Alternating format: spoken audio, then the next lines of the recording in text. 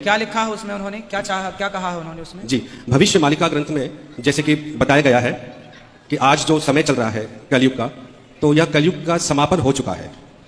और जिस समय हम और आप सभी यहाँ पर हैं, यह संधि काल है और कुछ ही वर्षों में आदि सतयुग का प्रारंभ होने जा रहा है। किसका? आदि सतयुग। जैसे कि सतयुग होता है महाराज जी, सतयुग, तो सतयुग से पहले आदि सतयुग का आगमन होता है। यह भविष्य मालिका में लिखा है।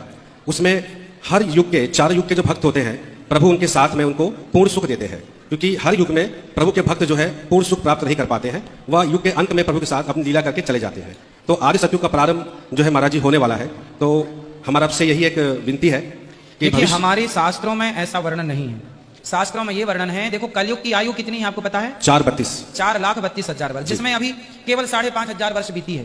तो 4,32,000 वर्ष में केवल 5,500 साल उम्र बीती है कलयुग की। तो अभी ये नहीं कहा जा सकता कि कलयुग का अंत चल रहा, नहीं, ये कलयुग की अभी शुरुआत है। ये तो अभी क्या है, जब सूर्य ढलता है ना तो परछाई लंबी जाती है। तो जो द्वापर युग है, उस द्वापर युग की अभी परछाई है, इसलिए इतना धर्म कर्म है। जब कलयुग की चरम सीमा आएगी तो आदमी को मार करके खा जाएगा। अब उन विद्वान ने किस आधार पर कहा वो देखना पड़ेगा। जैसे ये समय अब चल पड़ा, जो भगवान पुण्य आत्मा है इस ज्ञान से संपर्क में रहेंगे, भक्ति ठीक करते रहेंगे तो ये पार हो जाएंगे। अब अरबों खरबों प्राणी पार होंगे अब इस पिछली पीढ़ी में इस ज्ञान, और क्योंकि परमात्मा ने 3 युग इंतजार की है इस समय के लिए। और कैसे परमात्मा किस प्रकार ऐसे छुपा लुका छिपी करके और भक्ति बचा के लाए हैं, आप इस ज्ञान से परिचित होगे तब पता चलेगा। कहीं भी जैसे आप सोचा करते श्री कृष्ण ने साड़ी बढ़ा दी द्रौपदी की, श्री कृष्ण नर के बस का ना था कुछ भी। परमात्मा की श्रद्धा बनाए रखने के लिए परमात्मा कहते मैं ही 100 छल छिद्र करता हूं, वही उसी संत का रूप बनाकर चले जाते हैं जो जिस गुरु पर आश्रित है और उसका काम कर देते। भगत में आस्था बनी रहती है और वो ने सोचा मेरे गुरु से या इस साधना से ठीक हो गया, होता उसके पूर्व जन्म के संस्कारों से। तो परमात्मा ने इस भक्ति को बचा के जीवित रखना था, इसलिए आपको यहां तक लाए हैं। तो अब जो पार होंगे वो तो होंगे ही होंगे। मालिक का वचन है, सकल सृष्टि परवानिक होई, पूरा विश्व और नाम लेगा, मोक्ष होगा। फिर क्या होगा कि लास्ट में फिर ये तो स्वभाव है इस गंदे लोग का, एक फिर धीरे धीरे चाहकर परंपरा बिगड़ना शुरू हो जाती है।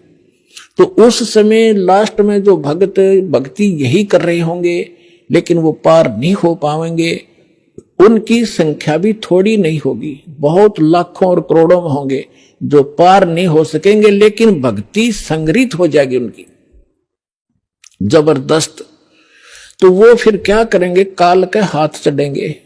उन्हीं में से ब्रह्मा विष्णु महेश ये देव और ये सब बनाए जाएंगे, गणेश और ये जो जितने भी देवता हैं, इंद्र कुबेर वरुण धर्मराज, ये 33 करोड़ देवता इन्हीं में से सिलेक्टेड होते हैं।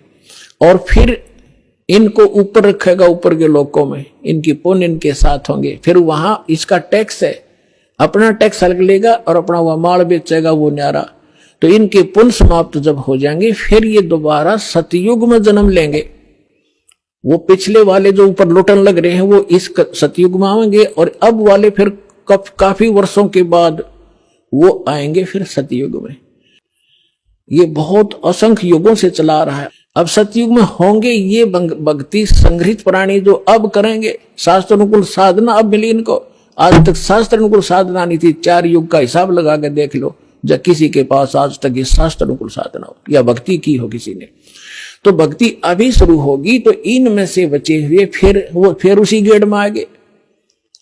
सतयुग में जन्म हुआ, फिर वही त्रेता में, द्वापर में, और फिर कलयुग के इसी समय में फिर दाव लगेगा इस मोक्ष का। अब ये सभी ज्ञान ऐसे छुप जाएंगे, ऐसे निष्क्रिय हो जाएंगे, निरस्त हो जाएंगे, जैसे रात्रि के समय तारामंडल के अंदर आकाश में चंद्रमा सुशोभित होता है और सबसे ज्यादा प्रकाश युक्त नजर आता है। जब सूर्य उदय हो जाता है वो रहता विद्यमान है पर उसका अस्तित्व नहीं रहता, हमारे लिए उसकी आवश्यकता नहीं रहती उस समय। तो अब ये सूर्य का उदय हो रहा है। अभी तो ये समझ लो वो देसी भाषा में झोड़ बोड़ा सा ही है, यानी थोड़ा सा वो सूर्य उदय होने से थोड़ा सा पहले रोशनी होती है। अभी तो इतना होया है यो। अरे देखना जो शिखर में होगा सूर्य, पूरे विश्व में ज्ञान हो जाएगा ये, पूरे विश्व में।